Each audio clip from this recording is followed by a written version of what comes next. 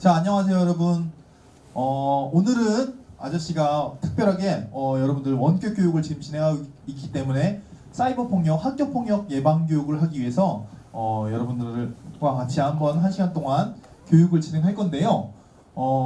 요즘에 많이 일어나고 있는 학교 폭력 위주로, 그리고 여러분들이 요즘에 많이 일어나고 있는 사건, 사고들, 사례를 들어가면서 특히 사이버 폭력 위주로 이번 시간 동안 교육을 한번 진행해 보도록 하겠습니다. 자, 아저씨 소개 먼저 하고 시작하겠습니다.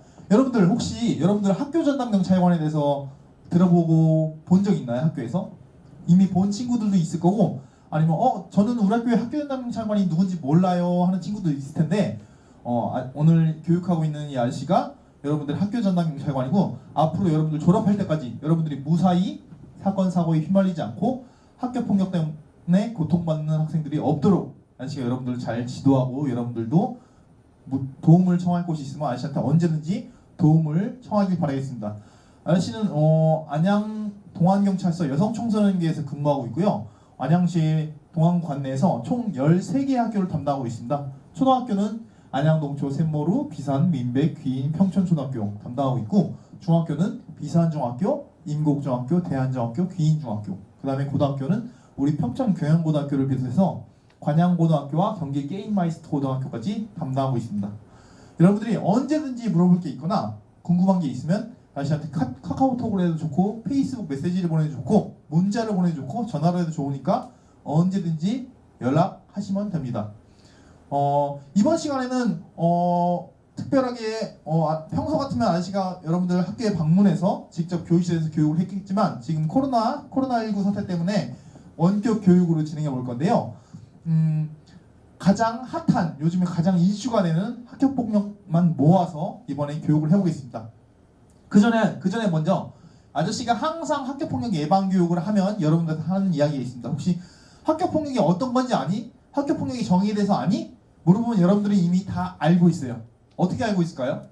여러분들 이미 초등학교 6년, 중학교 3년 거치면서 학교 폭력 예방 교육을 수없이 많이 받았습니다, 여러분들. 여러분들도 알 거예요. 들어보면 내용은 비슷비슷합니다. 선생님이 교육할 때도 있고, 학교 전담경찰관이 교육할 때도 있고, 여러분들 방송 교육이나 영상을 통해서 교육할 때도 있는데, 여러분들이 들어보면 내용은 항상 비슷비슷합니다. 학교 폭력에는 뭐가 있고, 어떤 게 학교 폭력이고, 여러분들 이미 다 알고 있어요. 그런데도 아저씨가 끊임없이 여러분들 상대로 교육을 하는 이유는 뭐냐? 여러분들이 알고 있음에도 불구하고 당장 오늘, 내일 모레 우리 학교에서, 우리 반에서, 우리 학년에서 언제든지 일어날 수 있는 게, 여러분들 곁에 항상 있는 게 바로 이 학교 폭력입니다. 드러나는 학교 폭력들도 있고, 드러나지 않고 수면 속에 잠자고 있는 학교 폭력들도 있어요. 그러나 이런 학교 폭력들을 여러분들이 계속 끊임없이 교육을 받고 여러분들이 생각을 해야지 이런 학교 폭력에서 어느 정도 멀어지고 무사히 학교를 졸업할 수 있습니다, 여러분들. 일단은 아저씨가 학교 폭력의 정의에 대해서 한번 볼 거예요. 여러분들 너무나 어려운 말입니다. 이거 아저씨가 보기에도 사실 약간 어려워요. 학교 폭력의 정의. 학교 폭력 예방 및 대책에 관한 법률에 정해져 있는 학교 폭력의 정확한 정의인데요. 여러분들 한번 읽어보고 시작하겠습니다. 자, 학교 폭력이란 학교 내외에서 학생을 대상으로 발생한 상해, 폭행, 감금, 협박, 약취유인, 명예훼손, 모욕, 공갈, 강요, 강제정의 심부름 및 성폭력, 따돌림, 사이버 따돌림, 정보통신망을 이용한 음란, 폭력 정보 등에 의하여 신체, 정신 또는 재산상의 피해를 수반하는 행위를 말한다 라고 적혀있어요. 여러분들 너무나 어렵습니다. 너무나 어려워요. 너무나 어려우니까 여러분들 아시아가 가장 중요한 거 여러분들 몇 가지만 짚어주고 가겠습니다. 이 정의에서 가장 중요한 건 여러분들 학교든 학교 밖이든 상관없이 여러분들이 여기에 해당하는 상해, 폭행, 감금, 협박 쭉 이런 음력, 폭력 정보 등에 의하여 신체, 정신 또는 재산상의 피해를 수반하는 행위를 했을 때는 이곳이 학교 아니든 학교 밖이든 여러분들이 방학 기간에 밖에 PC방에서 혹은 편의점에서 노래방에서 친구 집에서 이런 행위를 하였어도 모두 학교 폭력에 해당하고, 학교 폭력으로 밝혀지고 학교 폭력 신고가 접수될 시 모두 교육청의 학교폭력 심의위원회에 회부되게 됩니다. 여러분들 항상 알아야 되는데, 학교 아니더라도 여러분들 평소 생활 중이더라도 여러분들 집이더라도 언제든지 학교 폭력에 해당할 수 있음을 알아야 되고, 학교 폭력이 대상이 되는 건 바로 학생입니다. 학생 여러분들 그럼 가끔 질문하는 학생들이 있어요. 제 친구는 자퇴해서 지금 학교를 다니지 않고 있는데 자퇴하는 아이들이 혹시 이러한 행동을 하면 학교 폭력에 해당하지 않나요? 여러분들 현재 현행 법률상으로는 학생 대상을 학생으로만 보고 있기 때문에 여러분들 피해자가 학생인 경우에만 학교 폭력에 해당합니다. 학교 밖 청소년들 자퇴한 내 친구가 이런 행동을 했을 때는 학교 폭력에 해당되지 않기 때문에 학폭위에 교육청에서 열리는 학폭위에 심의를 해부할 수 없습니다, 여러분들. 그렇지만 교육청에서 열리는 학교폭력 심의위원회 뿐만 아니라 여러분들 언제든지 이런 건 범죄에 해당하기 때문에 범죄를 경찰서로 신고가 사건이 접수될 수도 있고 경찰서 가서 조사받고 검찰도 가고 결국에는 법원까지 가게 되는 상황이 발생할 수도 있습니다. 그렇기 때문에 RC가 학교폭력에 대해서 계속 여러분들에게 끊임없이 교육을 하고 정의에 대해서 한번 살펴봤습니다. 요즘에 가장 핫한 학교폭력들로만 모아봤는데요, 여러분들. 요즘에 가장 핫하고 가장 많은 비율을 차지하는 학교폭력이 무엇이 있을까요, 여러분들? 학교폭력에는 여러분들 신체적 폭력, 폭행이나 상해와 같은 신체적 폭력, 그 다음에 모욕이나 명예훼손 같은 사이버 폭력, 성폭력, 여러 가지 등이 있습니다. 근데 그 중에서 가장 많은 비율을 차지하고 있는 건 바로 오늘 배울 사이버 폭력입니다, 여러분들. 사이버 폭력. 지금 여러분들 시대가 발전해감에 따라서 여러분들 너무나 많은 사이버 공간에 노출되어 있습니다, 여러분들. 일례로 스마트폰, 간단하게 스마트폰도 있고 인터넷도 있고 여러분들이 접할 수 있는 SNS도 여러 가지, 페이스북, 인스타그램, 또 페이스북 안에 에스크, 여러 가지 어플이나 여러 가지 인터넷 사이버 공간에서 여러분들이 엄청나게 많은 사이버 폭력이 일어나고 있는데요. 여러분들 이 사이버 폭력은 실제로 비율이 많기도 하지만 여러분들 엄청 요즘에 경찰서에 사건 접수도 많이 되고 학교 폭력뿐만 아니라 범죄로도 문제가 되는 경우가 많기 때문에 아저씨가 오늘은 이 부분에 대해서 집중해서 교육을 하려고 합니다.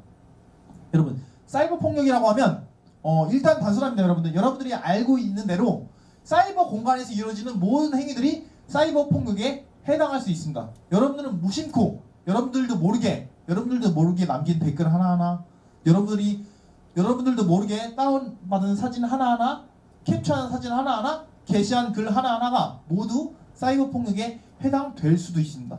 그렇기 때문에 여러분들은 오늘 교육을 잘 듣고 과연 내가 여태까지 하던 행동이 사이버 폭력인가? 사이버 폭력에 해당할 수도 있나? 이게 범죄라고? 이런 부분들을 잘 인지하고 여러분들이 다시는 되풀이하지 말아야 될 것입니다. 일단은 사이버 폭력은 기본적으로는 사이버 공간에서 다양한 형태로 타인에게 가해지는 괴롭힘을 이야기합니다, 여러분들. 그게 뭐 동영상이 될 수도 있고 사진이 될 수도 있고 어떠한 글이 될 수도 있고 여러 가지 유형의 범죄 행위, 학교 폭력 등에 해당하는데요. 이제부터 차근차근 한 개씩 알아보도록 하겠습니다. 자, 그러면 사이버 공간, 여러분들이 가장 대표적으로 많이 사용하는 사이버 공간과 가장 경찰에 사건 접수가 많이 되고 학교 폭력이 많이 일어난 사이버 공간만 모아봤어요.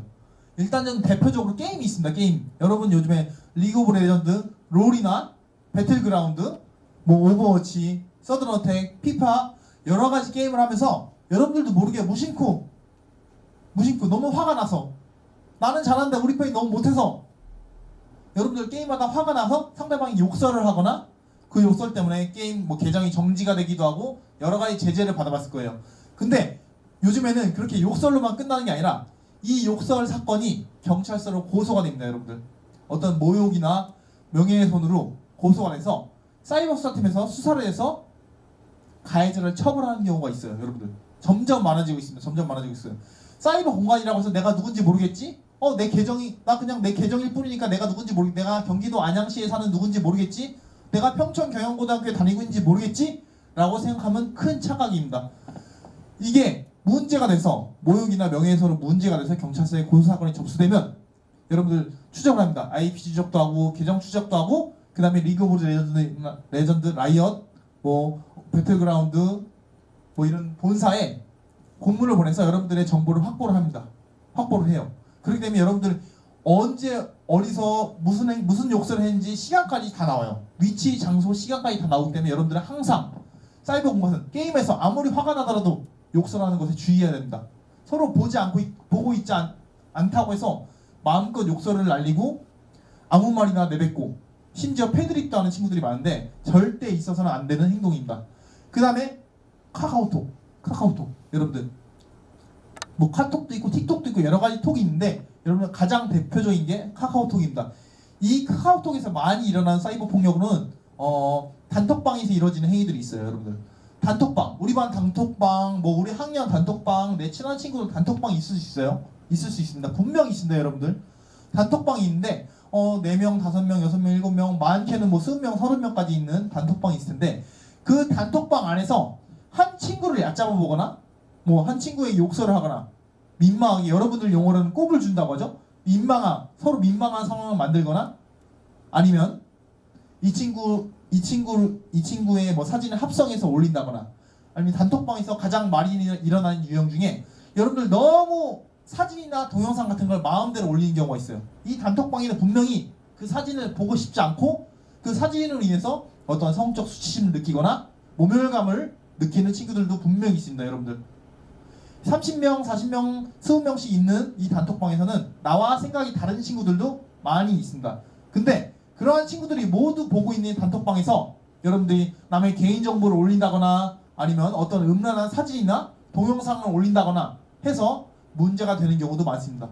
나중에 살펴볼 거지만 모두 다 범죄 행위에 해당합니다. 그 다음 세 번째, 아저씨가 가장 걱정하는 겁니다. 여기 페이스북. 여러분 앞서 본 것처럼 뭐 게임이나 카카오톡에서 문제가 돼서 오는 경우는 10건 중에 비율로 따지려면 한 20% 정도밖에 안 됩니다. 나머지 80%는 다 이 페이스북에서 오는 문제점이 엄청 많습니다, 여러분들.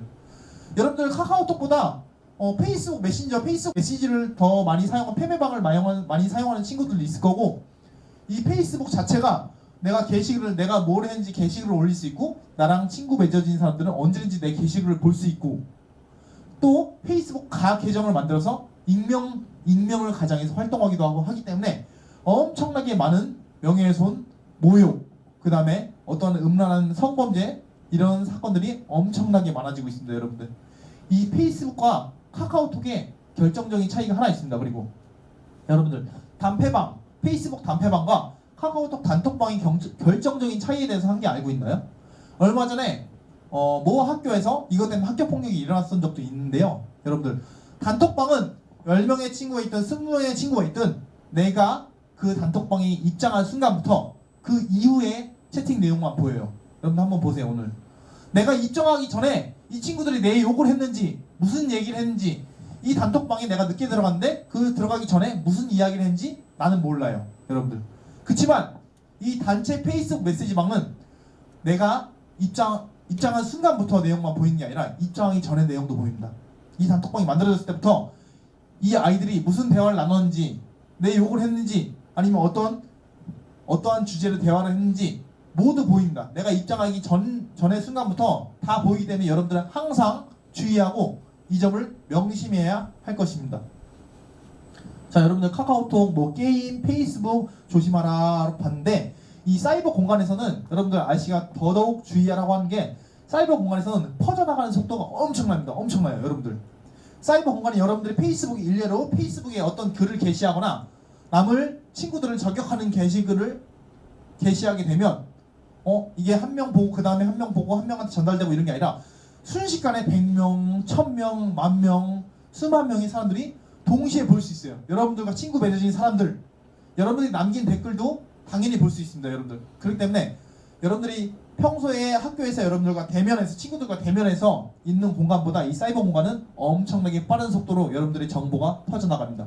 그리고 비대면성, 여러분들 서로 마주하고 있지 않기 때문에 여러분들이 말을 평소보다 함부로 하게 되고, 내 친구가 상처를 받지 않는지, 내 친구가 기분이 좋은지 지금 기분이 안 좋은지 모르기 때문에 여러분들은 이 비대면성 속에서 엄청나게 많은 실수들을 하고 있습니다. 이 점을 항상 주의해야 됩니다. 자, 결국에는 사이버 폭력에 해당하게 되면 처음에는 내 생각을 너무 자유롭게 페이스북에 게시하고 카카오톡에 게시하고, 그게 혹은 여러 단체에 의해서 공격적인 그룹적인 공격적인 대응으로 확산이 되고 상호 갈등이 일어나서 최종적으로는 경찰에 신고가 되고 학교 폭력으로 신고가 되는 경우가 가장 많습니다, 여러분들. 요즘에는 학교 폭력만 신고하는 경우는 많이 없어요. 학교 폭력도 신고하면 경찰에까지 와서 같이 고소를 하는 경우가 많아요. 그 정도로 학교폭력의 수위가 심각해지고 있고 여러분들이 학교폭력인 줄만 알았는데 범죄에 해당하는 행위가 너무 많기 때문에 학교폭력과 범죄에 동시에 해당하는 행위가 너무 많기 때문에 여러분들은 이 점에 대해서 잘 알아야 됩니다. 아저씨가 오늘 교육하는데 당장 내일 내가 피해를 당할 수도 있어요. 내일이나 내일 모레 아니면 지금 내가 피해받고 있는 사례들인데 할 수도 있어요. 여러분들 그럴 경우에는 언제든지 아저씨한테 연락해서 아저씨 제가 사실은 교육을 보고 아니면 제가 지금 이런 피해를 당하고 있는데 어떻게 하면 좋을까요? 한번 물어보세요. 여러분들 여러분들이 학교 전담 경찰관한테 연락하지 않는 이유가 있습니다. 이유가 있어요. 뭘까요? 여러분들 왜 나는 학교폭력을 당했고 사이버 폭력을 당했는데 왜 아저씨한테 연락을 못하는 걸까요? 왜 물어보지 못하는 걸까요? 아저씨가 본 가장 큰 이유는 여러분들은 이 일이 확대되고 커지는 것을 원하지 않습니다. 가장 첫 번째 이유로 경찰관 아저씨한테 연락하면 부모님도 당연히 알게 되고 학교에서도 알게 되고 내 친구들 다 알게 되고 이게 경찰에 사건이 접수돼서 결국에 일이 너무 커지는 게 아니야? 나는 그냥 단지 이 상황만 해결하고 싶은데 나는 단지 지금 얘가 나한테 이런 행동만 안 하게 하고 싶은데 너무 일이 커지는 거 아니야? 라고 생각할 수 있습니다. 이런 경우가 대부분이에요. 그렇지만 아저씨한테 얘기한다고 해서 아저씨가 무턱대고 다 보호자한테 얘기하고 학교에 얘기하고 친구들한테 얘기하고 다 이야기하는 게 절대 아닙니다. 절대 아니에요. 아저씨가 판단해서 여러분들이 아저씨 근데 이건 비밀로 해줬으면 좋겠어요. 아저씨 이거는 아저씨랑 저만 알고 있었으면 좋겠어요. 하면 아저씨가 적당한 해결책만 제시해줍니다. 이런 경우에는 이렇게 하는 게 제일 좋아. 이랬을 경우에는 이런 방법으로 하는 게 가장 좋아. 라고 조언만 해줄 수도 있습니다. 여러분들 그러니까 언제든지 두려워하지 말고 학교 전담 경찰관에게 연락해서 여러분들이 편하게 이야기를 했으면 좋겠어요. 자, 사이버 폭력의 유형에 대해서 한번 살펴볼 건데요. 이번에는 사이버 폭력의 여러 가지 유형들이 있지만 첫 번째 살펴볼 내용은 바로 사이버 따돌림입니다. 따돌림. 여러분들 옛날에 보면 카톡 감옥, 페이스북방 감옥 이런 게 있을 거예요. 나간 친구 또 초대하고 내가 보기 싫어서 나간 또 초대하고 한 친구를 반복적으로 초대해서 한 친구에 대한 집단적인 욕설과 따돌림, 꼽을 주거나 민망하게 하는 행위들, 이런 행위들도 많이 이루어지고 있는 게 이런 걸 모두 다 사이버 따돌림이 해나오고 여기 옆에 보면 여기 파랗게 된 데는 여러분들 이건 범죄입니다. 범죄. 사이버 따돌림은 모욕죄나 우리 형법에서 정하고 있는 모욕죄나 사이버 명예훼손에 해당할 수도 있기 때문에 여러분들 항상 주의해야 합니다. 그 다음에 사이버 욕설 엄청나게 많습니다. 엄청나게 많아요. 여러분들 아저씨가 학교 옆에서 방문해서 복도 지나가다 보고 여러분들 쉬는 시간에 보면 평소에도 요즘에는 여러분들은 친구들과 욕설을 많이 사용합니다. 일상적인 대화 속에서 모두 욕설이 들어가 있어요. 야 어떻냐 저떻냐 하면서 욕설이 들어가 있는데 사이버 공간에서는 이게 훨씬 2배, 3배 심해지고 있습니다. 여러분들 아저씨가 아까 설명한 대로 비대면성, 상대방과 마주보고 있지 않기 때문에 너무나 쉽게 욕설을 내뱉고 있습니다.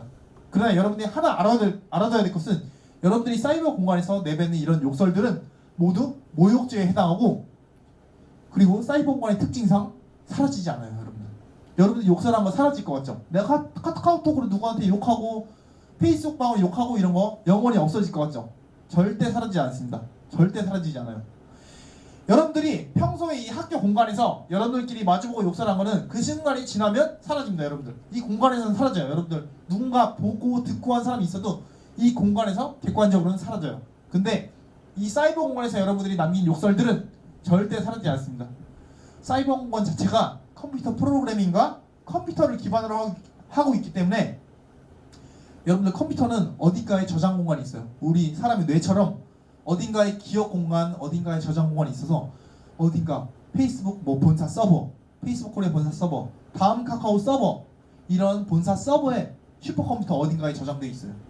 다만 개인정보 때문에 여러분들 마음대로 열어볼 수 없는 거지 이게 어떠한 문제가 됐어요. 여러분들 일례로 얼마 전에 있었던 조주빈 사건 그런 텔레그램 자체도 원래 수사가 안 되고 바로 없어지는 건데 어딘가에는 다 저장이 돼 있어요. 저장이 돼 있어서 나중에 이게 여러분들이 문제가 돼서 경찰서에 신고가 되거나 어떠한 사건이 접수가 됐을 때 압수수색 영장이나 통신 영장들을 보내서 법원에서 허가를 받으면 여러분들 열어볼 수 있어요. 그 기록을. 저는 그런 말 한 적 없는데요. 저는 제 친구한테 욕한 적 없는데요. 저 게임에서 욕한 적 없는데요. 해도 객관적인 증거들이 다 남아 있습니다. 사이버상에. 그리고 그것뿐만 아니라 요즘에는 피해 학생들 그 다음에 페이스북 같은 경우에는 내 친구들이 다 보고 있잖아요. 나랑 친구하는 친구들이 여러분 다 캡처합니다. 캡처 기능이 있어요. 캡처, 스마트폰이 캡처. 그렇기 때문에 여러분들 굳이 사이버 공간 되살리지 않아도 캡처하면 다 나오게 돼 있습니다. 여러분들 항상 주의해야 돼요. 내가 사이버 공간에서 무슨 말을 하나 할 때, 무슨 댓글을 하나 남길 때 이게 혹시 나중이라도 문제가 되지 않을까?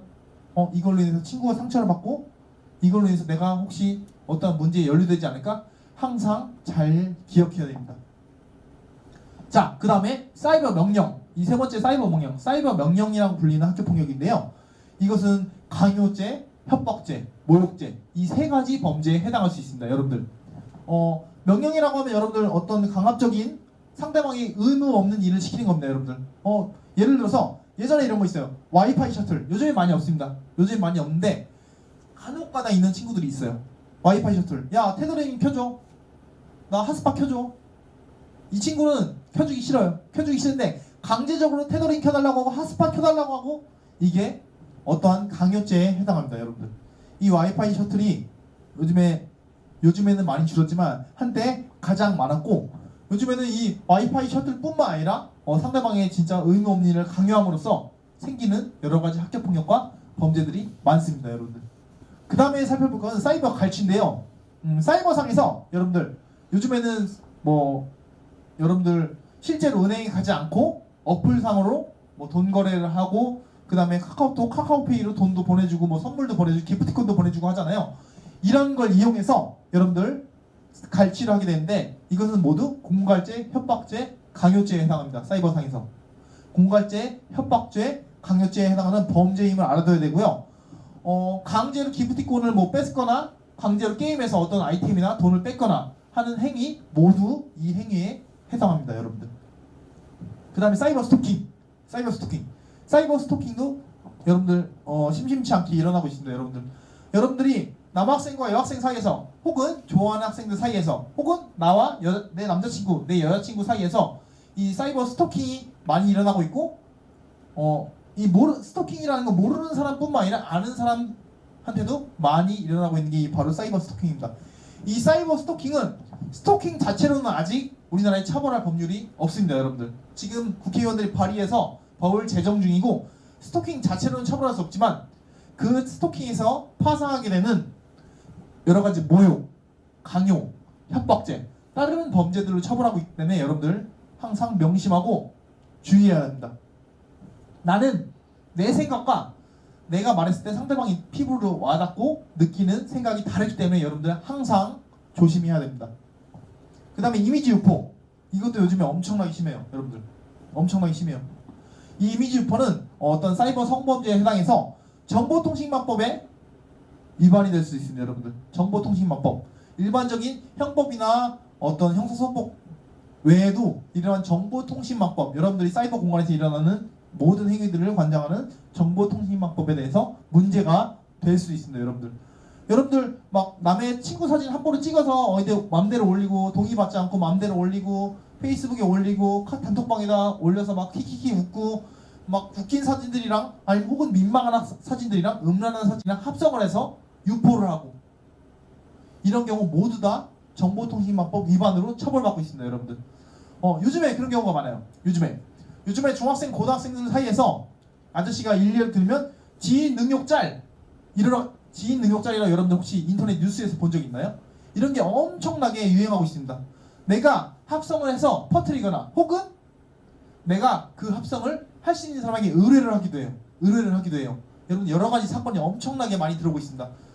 내가 관심 있는 이성 친구, 여자친구랑 남자친구의 사진을 어떤 민망한 사진이나 음란한 사진 합성을 의뢰를 하거나 내가 합성을 해서 배포하고 막 어디다 올리고 이런 경우가 많은데요. 여러분들 모두 다 처벌받는 행위입니다. 여러분들 정보통신망법에 의해서 처벌받는 행위이기 때문에 절대 해서는 안 됩니다. 여러분들 이거는 학교폭력을 넘어서 한 사람에게 씻을 수 없는 고통과 기억을 줄 수도 있고 진짜 심하게 처벌하고 있는 정보통신망법의 위반에 대한 범죄가 되기 때문에 여러분들 항상 주의해야 됩니다.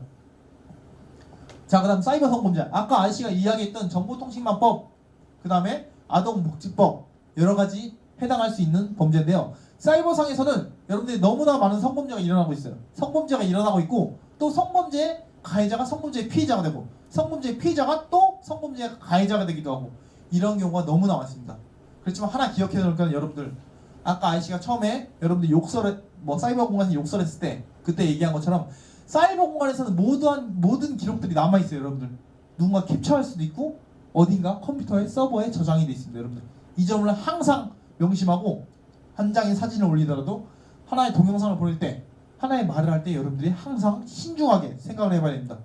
여러분들이 멋모르고 철없을 때 올린 사진 때문에 여러분들이 그냥 장난으로 올린 댓글 때문에 여러분들 앞으로 10년, 20년, 30년 여러분들의 미래가 고통받을 수도 있습니다. 여러분들 항상 주의하고 또 주의해야 됩니다.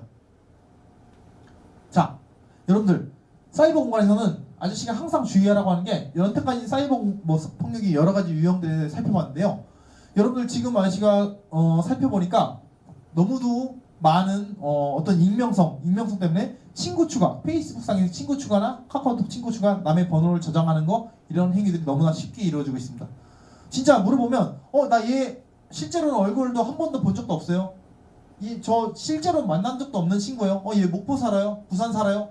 광주 살아요?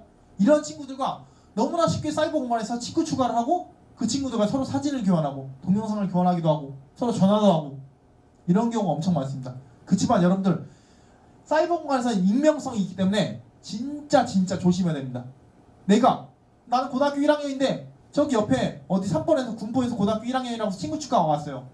같이 친구하자 해서 인맥 넓히기로 나 친구 추가했어요. 나중에 살펴보니까 40대 50대 성인이었던 적도 있어요. 여러분들 내가 고등학교 1학년 같은 고등학교 1학년이라고 했는데 나중에 살펴보니까 성인이었었던 적도 엄청 많습니다. 그 때문에 범죄에 노출되기도 합니다. 여러분들이 보내준 사진을 어딘가에 뿌리기도 하고 그걸 협박을 하기도 하고 이러한 경우가 많이 일어나고 있습니다. 이 페이스북, 카카오톡 언제든지 익명으로 만들어서 익명으로 활동할 수 있기 때문에 여러분들 항상 조심하고 사이버 공간상에서 보이는 그 이미지가 그 사람이 아닐 수도 있어요. 여러분들 혹시 이미지 도용당하거나 이런 친구들 많죠. 사이버 공간에서 있는 그 사람의 사진이나 그 사람의 평소 일상 모습이 그 사람이 아닌 경우도 많습니다. 그렇기 때문에 항상 조심하고 내가 실제로 만나보고 알지 못하는 친구들과는 친구 추가 안 하는 게 좋습니다. 여러분들 안 하는 게 좋아요. 그렇기 때문에 항상 신중해야 됩니다. 그 다음에 아저씨 아까 말한 대로 사이버 공간에서는 다 어딘가에 서버에 저장이 되기 때문에 증거가 명확합니다. 우리가 사건 수사하거나 학교폭력심의위원회 열거나 했을 때 이 증거 자료들이 엄청 많습니다. 여러분들 피해 학생이 캡처하기도 하고 아니면 그게 혹시 수사가 의뢰가 돼서 다시 되살리기도 하고 여러분들 엄청나게 많으니까 진짜 조심해야 됩니다. 여러분들 사이버 공간이 엄청나게 편리합니다. 여러분들 아저씨도 인정해요. 아저씨도 페이스북하고 카카오톡도 하고 인스타그램도 하고 다 합니다. 엄청나게 편리하고 내가 받아들일 정보도 엄청 많고 보고 있으면 시간 가는 줄 몰라요. 진짜 보고 있으면 재밌는 페이지 시간 가는 줄 몰라요. 여러분들 내 일상도 올리기도 하고 그렇지만 여러분들이 이런 사이버 공간의 순 기능만 페이스북에 카카오톡의 순 기능만 이용하면 문제가 없는데 여러분들이 이 순 기능만 이용할 수 있는 판단력이 아직 부족해서 여러 가지 페이스북, 카카오톡 이 사이버 공간의 악 기능들도 여러분들이 많이 노출되어 있기 때문에 이 사이버 공간 항상 여러분들 두 얼굴의 사이버 공간이기 때문에 진짜 조심하라고 하는 거예요. 자, 그리고 이번 시간에 한번 이번 차례로 다뤄볼 주제는 어떤 사례들을 아저씨가 들어가면서 여러분들한테 교육을 시킬 건데요. 첫 번째는 이 몽캠 피싱입니다. 몽캠 피싱. 요즘 중고등학교 학생들 사이에서 많이 일어나고 있어요. 몽캠 피싱. 여러분들 몽캠 피싱이라고 혹시 한번 들어본 적 있나요? 여러분들 아직 판단력이 부족한 청소년, 미성숙한 청소년이기 때문에 카카오톡이나 페이스북 어떤 대화상에서 아니면 제3의 어플로 여러분들이 어떤 모르는 사람과 대화를 하면서 서로 사진을 교환하고 동영상을 교환하게 되는 경우가 있어요. 일상적인 얼굴 사진 이런 사진뿐만 아니라 어떤 음란한 사진과 음란한 내용과 음란한 동영상까지 공유하는 경우가 있습니다. 예를 들어서 남학생한테는 내가 여자라고 사칭해서 접근을 하고 여학생한테는 내가 남자라고 사칭해서 접근하는 경우가 엄청나게 많습니다. 여러분들 아까 아저씨가 설명한 대로 사이버 공간에서는 익명성이 있기 때문에 그 사람이 나 누구예요? 하고 사진 보여줘도 그 사람이 아닐 수도 있어요. 나 여자예요? 하고 사진 보여줬는데 그 사람이 남자일 수도 있고 나 남자예요? 하고 사진 보여줬는데 실제로 그 사람은 여자일 수도 있습니다. 그런 것만 활용해서 지금 요즘에 범죄 수법이 엄청나게 진화하고 있어요. 그리고 가장 쉽게 노출되는 건 바로 여러분들 청소년입니다. 청소년. 그렇기 때문에 아저씨가 얘기해 주는 건데요.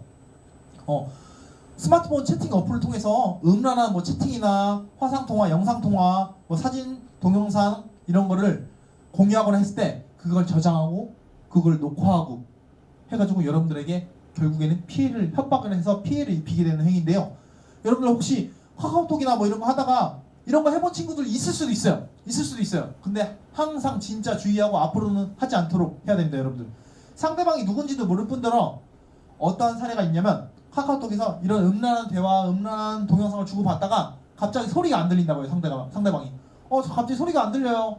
저 갑자기 대화가 안 보여요. 갑자기 렉이 걸려요. 그러면 왜 그러지? 잘하다가 왜 그러지? 여러분들 이렇게 생각하다가 상대방이 이거 한번 보낼 테니까 이거 깔아보세요. 이거 깔면 뭐 소리가 증폭이 된대요. 이거 깔면 화질이 선명해진대요 하고 어떠한 어플을 하나 보내줍니다, 여러분들.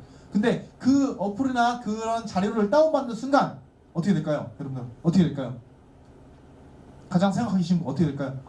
그 어플이나 그러한 자료를 다운받는 순간 여러분들 휴대폰에 저장되어 있는 전화번호부 자체가 그 사람한테 넘어가요. 전화번호부, 사진, 동영상 이 모든 정보가 그 사람 핸드폰으로 전송이 돼요. 그 사람 컴퓨터로 전송이 돼요. 여러분들 이러한 해킹 어플들이 엄청 많습니다. 해킹 어플, 해킹 파일이 많기 때문에 절대 모르는 사람이 준 파일은 마음대로 받으면 안 됩니다, 여러분들. 컴퓨터 바이러스 걸리는 정도가 아니에요. 내 정보, 나의 전화번호부에 저장되어 있는 선생님, 엄마, 아빠, 할아버지, 할머니, 친구들 연락처 다 그 사람 컴퓨터로 전송되고 내 갤러리에 저장되어 있는 사진, 동영상 다 전송돼요. 그거 갖고 역으로 협박을 시작합니다. 너 나랑 이런 대화 나눴지? 너 나랑 이런 음란한 대화 나누고 음란한 채팅했지? 그럼 내가 이거 너네 엄마한테 보낸다? 너네 학교에 뿌린다? 내가 네 친구들한테 전송할게. 엄청난 협박이 시작돼요. 여러분들 그러면 여러분들 그래 전송해 이럴 수 있는 사람이 있을까요? 혹시? 있나요? 여러분들 거의 99% 이상은 어떻게 하는지 아세요? 죄송해요. 한 푼 안 주세요. 안 할게요. 제가 어떻게 하면 될까요? 그러면 상대방이 여러분의 돈을 요구합니다. 그럼 10만 원만 보내봐. 그럼 내가 이거 다 지울게. 없던 일로 할게. 여러분이 10만 원 보내잖아요? 그럼 또 얘기합니다. 10만 원 더 보내봐.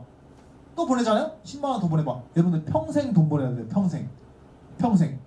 아저씨가 알고 있는 사건 중에는 이것 때문에 2년, 3년 동안 돈 보내는 사람도 있어요. 진짜. 신고도 못하고. 왜? 신고했다가는 우리 엄마 아빠도 알게 되고 내 주변 사람들도 알게 될까봐 신고 못하고 그런 경우인데 절대 여러분들이 이 사람이 원하는 금전을 준다고 해서 이 사람이 원하는 행동을 해준다고 해서 이 사람은 절대 떨어지지 않습니다, 여러분들. 그거 갖고 오히려 더 협박해요. 그래 내가 그러면 내가 이거 지워주는 대가로 너 동영상 하나만 찍어서 보내봐. 너 옷 다 벗고 춤추면서 동영상 하나 찍어서 나한테 보내봐. 그럼 내가 다 지워줄게. 그래서 또 여러분들은 바보같이 또 보냅니다. 어쩔 수 없어요. 보내니까 얘가 협박하니까 보내요. 근데 그 보내준 동영상을 가지고 다시 협박이 시작돼요. 여러분들 계속 연쇄적으로 협박이 시작됩니다. 절대 끝나지 않아요. 그렇기 때문에 여러분들 이런 일을 당한다면 즉시 혹시나 이런 일을 당했다면 즉시 차단하고 즉시 차단해야 돼요. 이 사람 차단해야 돼요. 그럼 이미 간 내 사진 어떻게 해요? 내 동영상 어떻게 해요? 여러분들 즉시 차단하고 경찰서에 와서 신고해야 합니다. 여러분들 제가 이런 피해 당했어요. 신고할 수 있을까요?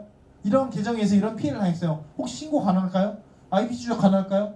처벌이 가능할까요? 와서 상담을 하고 사건을 접수해야 돼요. 여러분들 대부분의 학생들이 차단을 못해요. 내 자료를 이미 갖고 있기 때문에. 근데 아저씨가 본 것 중에 대부분은 여러분이 차단을 하잖아요. 그럼 이 사람들은 얘 차단했네? 얘 정보 뿌릴까? 얘 정보 뿌리게 엄마한테 보내고 학교에 보내고 가족한테 보내고 이렇게 하는 경우도 물론 간혹가다 있지만 거의 대부분은 다른 피해 대상을 또 찾아 나섭니다. 여러분들 얘네들은 그거 보내고 할 시간에 또 다른 피해 대상을 찾아 나서는 거예요. 얘도 귀찮잖아요. 이미 차단해버렸는데. 그래갖고 여러분들 항상 차단 먼저 하고 바로 경찰서 와서 신고를 하고 사건을 접수하고 상담을 받도록 해야 됩니다. 여러분들 당장 부모님한테 밝히는 게 부끄럽다고 해서 당장 학교에 알려주는 게 두렵다고 해서 여러분들이 가만히 있으면 점점 더 큰 피해를 받게 되니까 항상 주의해야 돼요. 남학생, 여학생 예외가 아닙니다. 몸캠 피싱 사건 엄청나게 많이 일어나고 있고 그 몸캠 피싱으로 인해서 역으로 협박받는 경우가 많기 때문에 여러분들 진짜 주의하고 조심해야 됩니다. 절대 모르는 사람이 보내준 파일 절대 받지 마시고 여러분들이 모르는 사람한테 얼굴, 몸, 전화번호, 학교 절대 알려주는 거 아니에요. 절대로. 진짜 조심해야 되는 게 이 바로 몸캠 피싱 협박에 관한 내용입니다.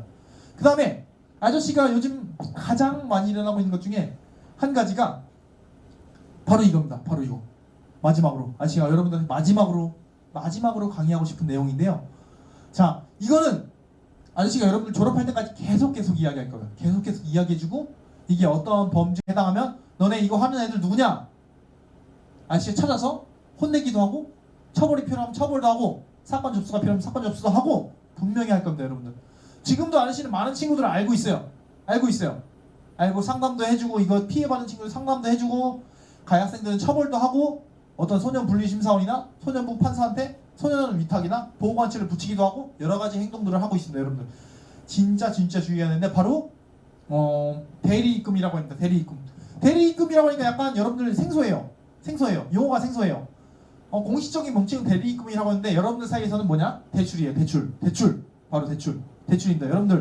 여러분들은 보고 배우는 속도가 엄청 빨라요. 그렇기 때문에 영화, 뭐 드라마 이런 데서 어른들의 안 좋은 상황들, 안 좋은 행태들을 보고 배우는 속도가 빠르기 때문에 요즘에 이런 대출이 엄청나게 성행하고 있습니다.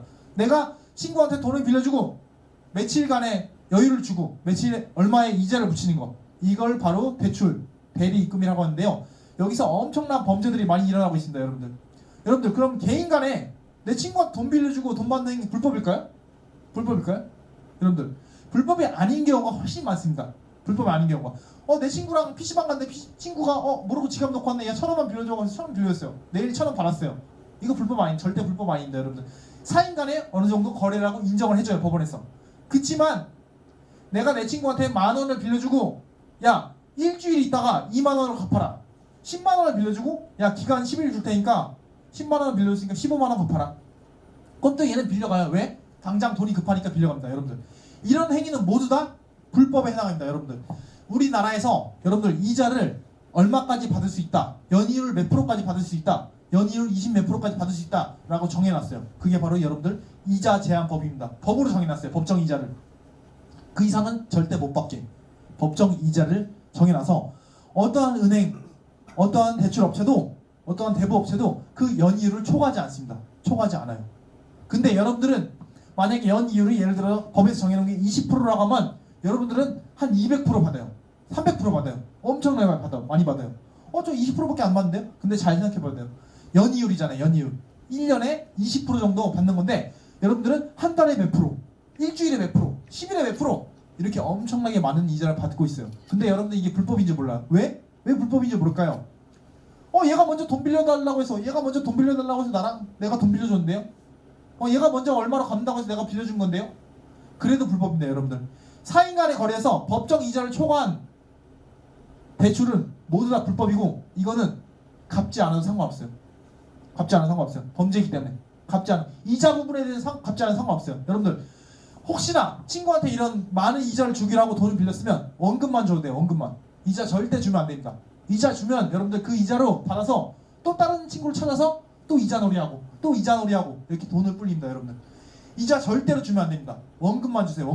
원금만 주고 이자는 절대 주면 안 됩니다. 바로 이자 제한법에 명시되어 있기 때문에 여러분들 범죄에 해당합니다. 범죄.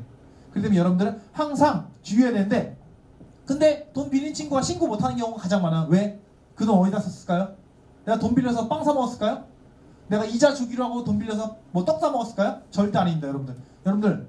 90% 이상의 학생이 뭐 하냐면 사이버 도박이에요. 내가 사이버 도박을 통해서 돈을 잃었어요. 내가 사이버 도박에 투자를 해서 돈을 잃었어요. 이거 복구해야 되는데 5만 원만 있으면 복구할 것 같은데 5만 원 엄마한테 달라고 하기도 그렇고 어제 달라고 했는데 내 10만 원만 있으면 또 걸어서 딸 수 있는데 내 10만 원 어딨지? 찾아보니까 내 친구한테 있어요. 야, 친구야, 10만 원만 빌려주면 내가 따가지고 12만 원을 갚을게. 그래서 또 빌려서 또 투자합니다. 도박에 프로토 투자해요. 근데 여러분들 또 잃어요. 그럼 12만 원의 빚이 생겼어요. 또 빌려요. 또 잃고 또 빌리고 얘한테 빌리고 쟤한테 빌리고 이자는 점점 많아지고 여러분들 감당이 안 됩니다. 진짜 감당이 안 돼요. 지금도 이것 때문에 고통받고 있는 친구들 엄청 많을 거예요. 여러분들 다 알아요. 주변에 엄청 많아요. 아저씨한테 연락하세요. 연락하면 아저씨가 해결 방법 제시해주고 어떻게 해라. 어떻게 하라고 이 이상을 하지 마라. 이건 이렇게 해라.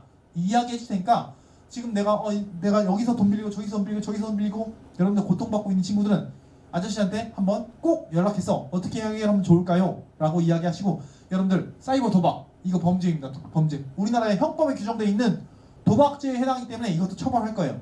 도박죄 처벌합니다. 여러분들 처벌하기 때문에 진짜 여러분들 아무리 친구가 유혹을 하든 어떤 사이트가 날 유혹을 하든 주변에 누가 돈 땄다고 하든 결국엔 다 잃고 되어 있습니다. 결국엔 다 잃고 결국엔 손해고, 나만 친구들 돈 빌리고 나만 신용 안 좋아지고 친구들 사이에서 따돌림 나오고 이런 경우가 많기 때문에 여러분들 이 사이버 도박 절대 있어서는 안 되고, 또 우리나라 민법에 보면 무효행위라는 게 존재해요. 무효행위 뭐냐?